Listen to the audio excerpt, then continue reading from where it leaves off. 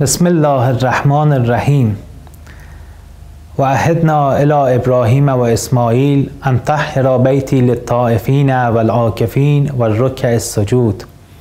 اعتکاف اعتکاف اعتکاف، واژه‌ای زیبا و دلنشین که برای عکوف، بست نشستن و یک خلوت زیبای نورانی، برای انس خالصانه و عاشقانه با خدای خود داشتن.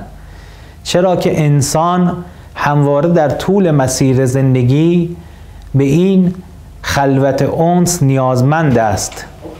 انسان برای دیدن باطن خیشتن به یک آینه سه‌بعدی نیاز دارد که طول و عرض آن معرفت نفس و محاسبه و مراقبه باشد و عمق اون یک تفکر خودشناسانه در طول 3 روز توقف و اقامت در خانه خدا باشد.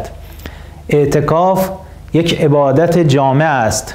فرمودند اسلام بر 5 رکن استوار است. اعتکاف شامل نماز است. اعتکاف شرط صحتش روزه است.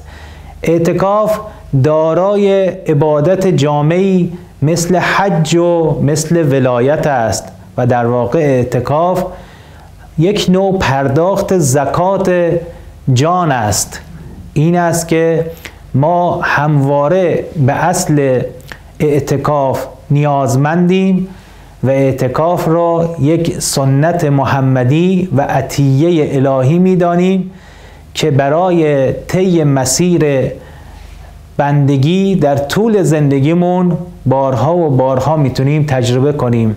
بهترین زمان برای اقامه اعتکاف دهه آخر ماه مبارک رمضان و همچنین ایام البیض رجب المرجب است، گرچه در طول سال بجز روزهای حرام که روزه گرفتن در آن اشکال دارد مثل عید فطر و عید قربان، بجز روزهایی که روزه گرفتن در آن حرام شمرده شده است، اعتکاف گرفتن جایز است و البته باید این اعتکاف در مسجد باشد با احکام و آداب خاص خودش. و السلام علیکم و رحمت الله و برکاته.